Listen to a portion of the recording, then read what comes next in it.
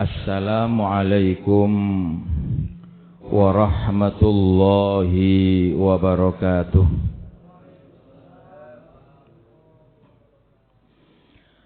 Hamdan wa syukran ya rabbal alamin. Wassalatu wassalamu ala ashrafil anbiya'i wal mursalin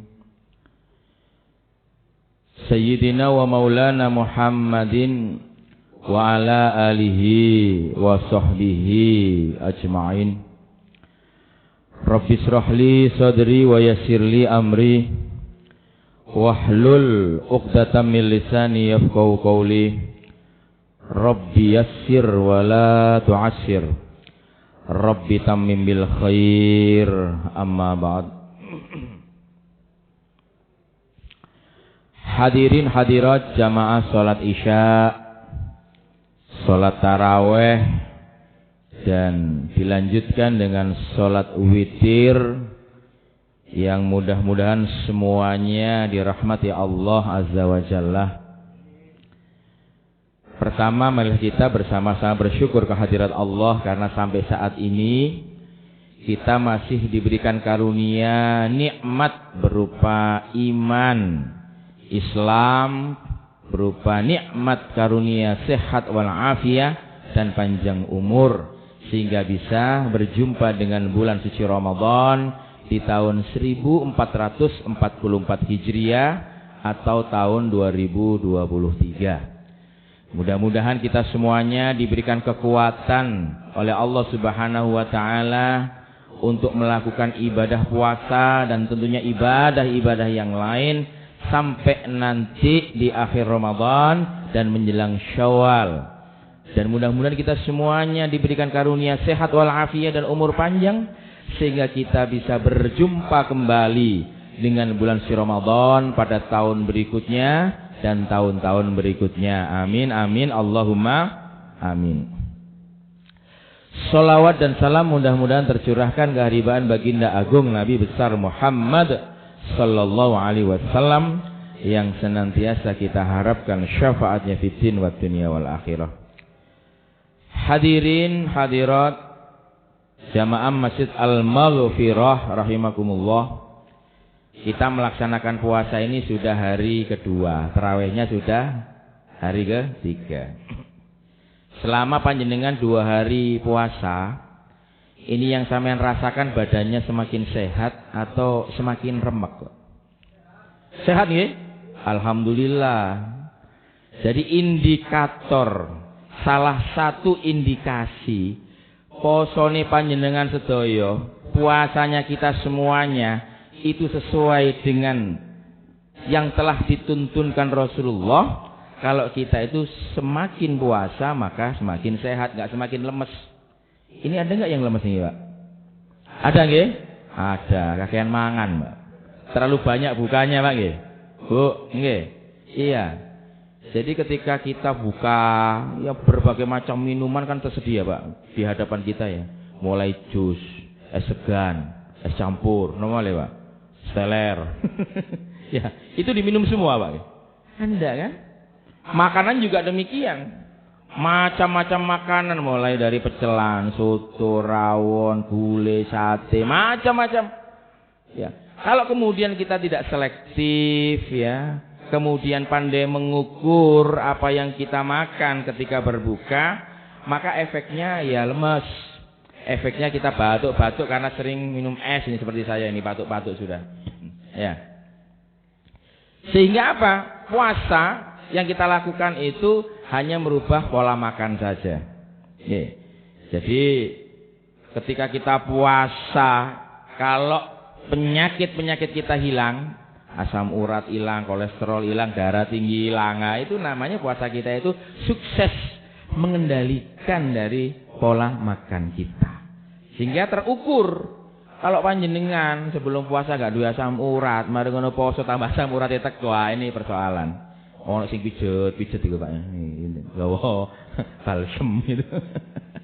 Karena Rasulullah sallallahu alaihi wasallam bersabda, "Sumu tasihhu Berpuasalah kalian agar kalian menjadi sehat. Walaupun ada yang mengatakan hadis ini sanadnya tidak sampai ke Rasulullah alias hadis maudhu'.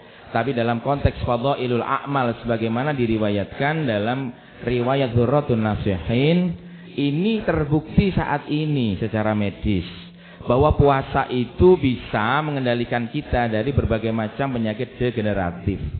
Karena tubuh melakukan proses detoksifikasi, mengeluarkan racun-racun dari dalam tubuh. Sehingga indikator sukses puasa itu panjenengan semakin sehat. Itu yang pertama. Tapi apakah cukup itu? Tidak.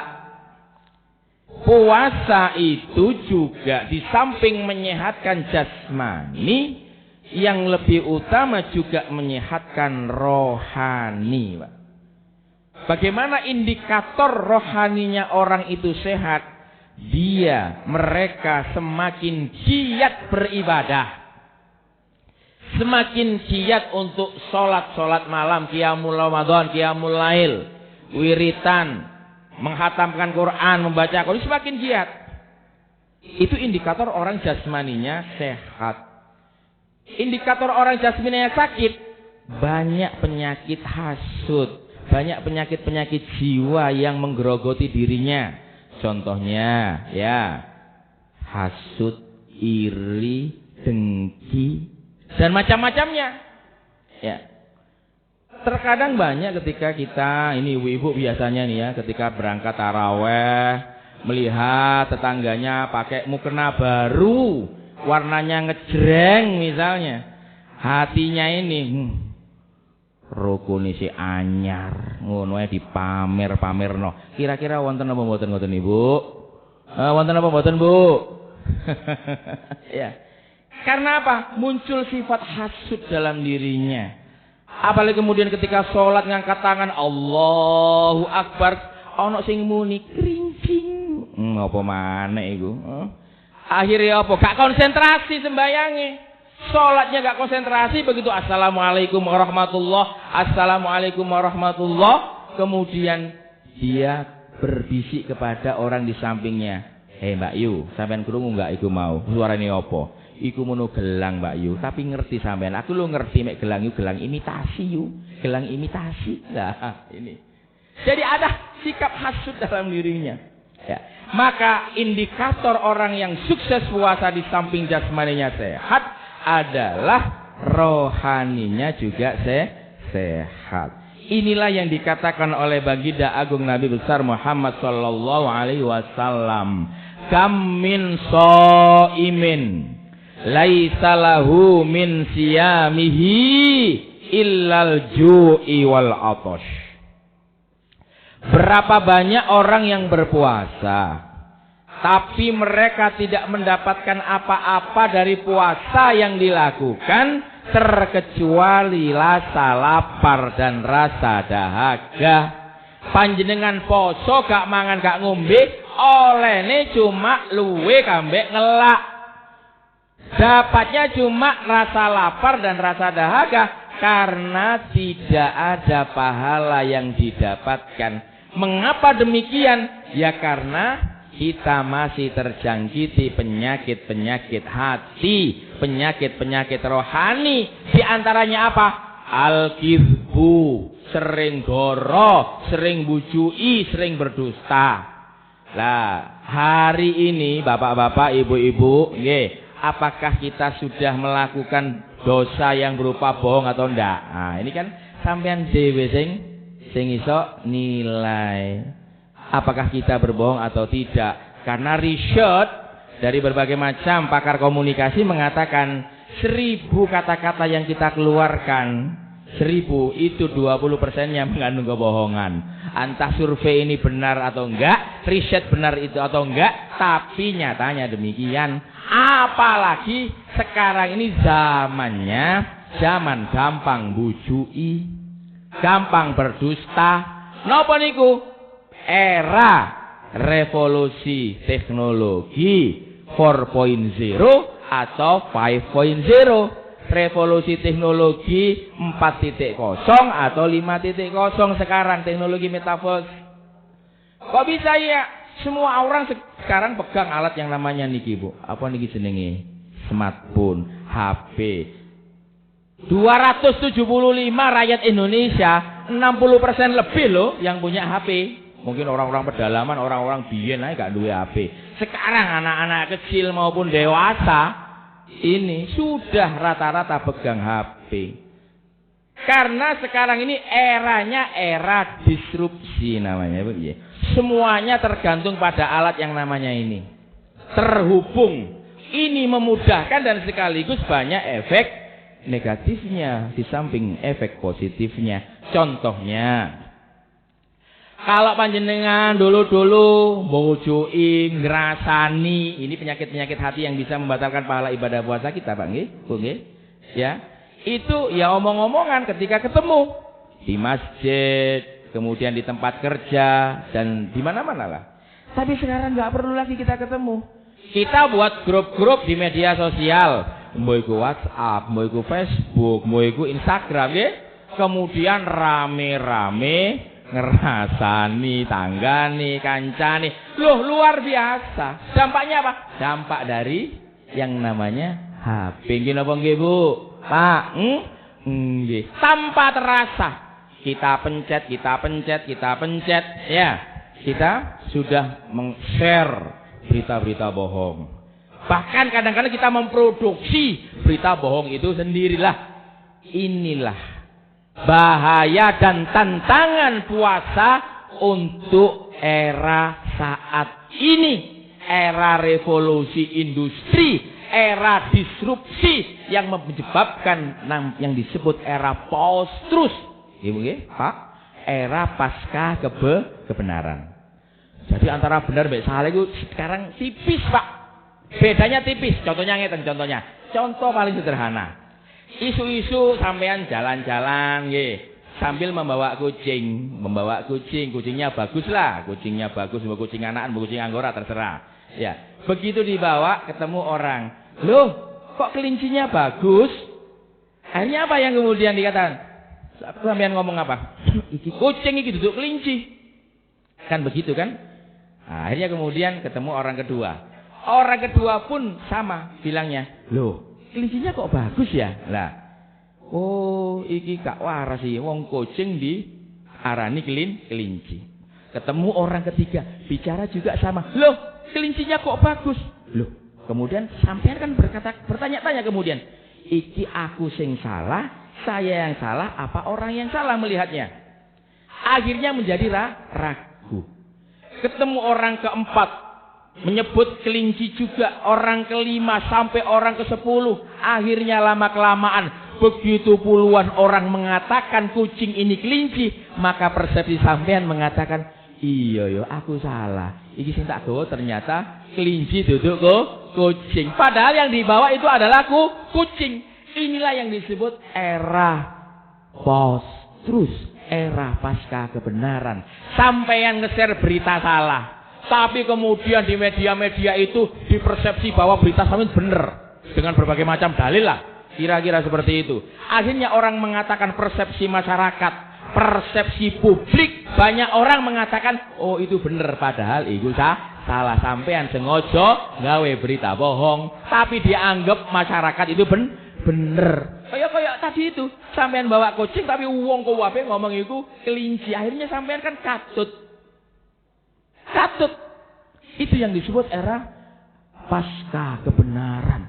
Jadi sekarang zaman disrupsi, zaman di mana kita tersambung dengan alat yang namanya smartphone ini, HP ini, luar biasa tantangannya bagi kita.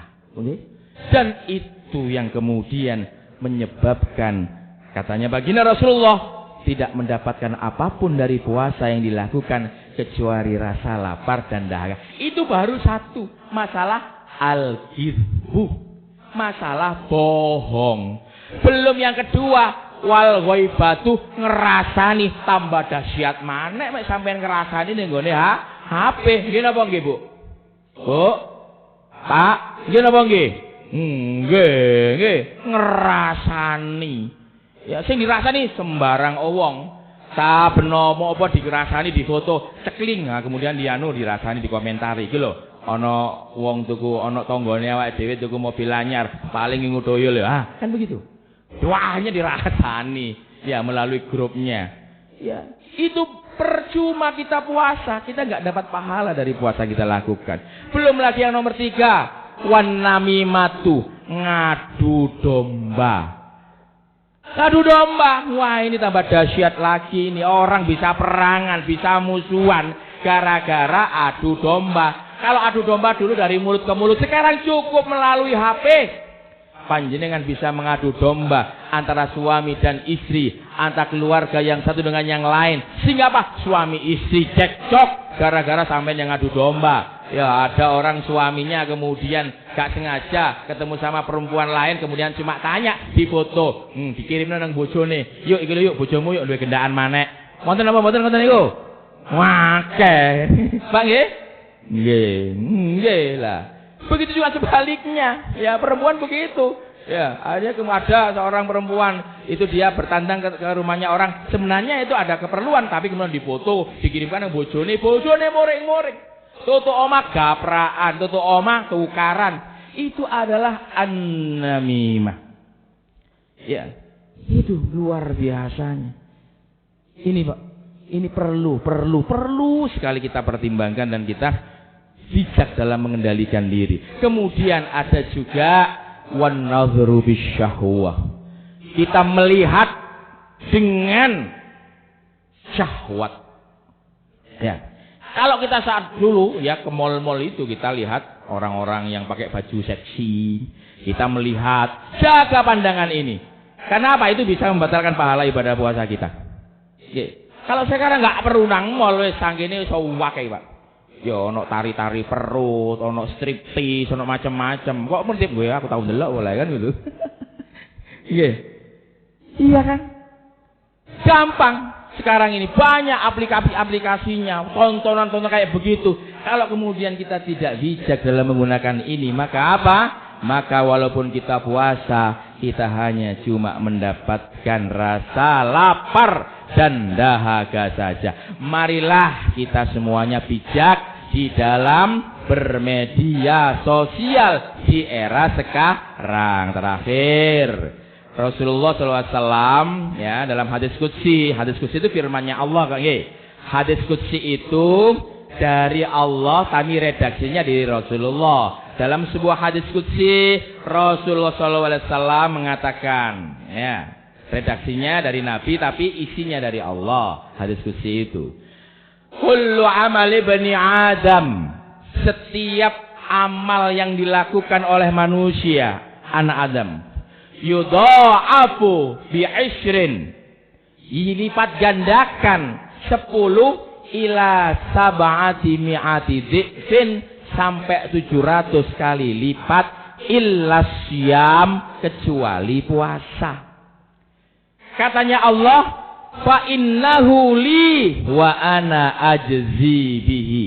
Puasa itu hanya untukku dan aku yang akan membalasnya.